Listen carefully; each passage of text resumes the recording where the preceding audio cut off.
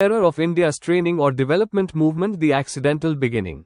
In the early 1950s, Mr. Krishnan was working at the All India Manufacturers Organization, AIMO, then led by the legendary Bharat Ratna Sir M. Visvesvaraya, the engineer of India, whose birthday we still celebrate as Engineers' Day.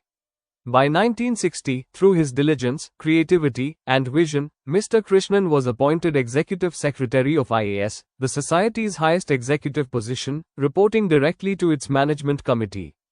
Crisis and courage. At that time, IAS operated largely on US government grants, which covered rent, staff salaries, and its programs.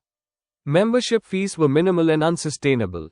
When Indo-US relations soured in the late 1950s, the US abruptly withdrew its financial support. IAS teetered on the brink of closure. For most, this would have been the end of the road.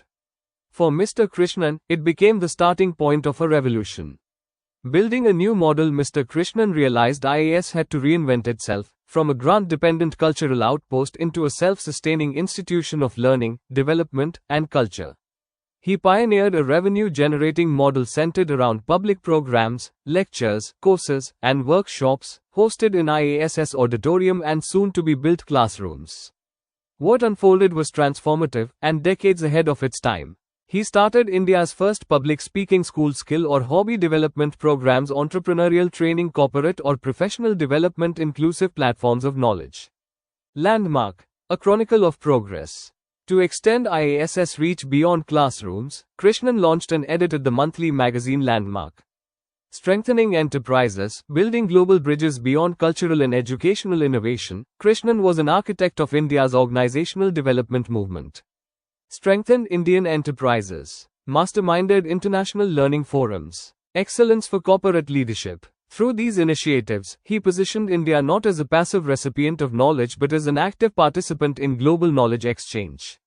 Personal qualities or leadership style behind these achievements was not just an administrator, but a leader whose personality and values shaped his work. Curiosity and open-mindedness, resilience and pragmatism, accessibility and humility, work ethics, inclusiveness, visionary leadership, learning, culture, and enterprise.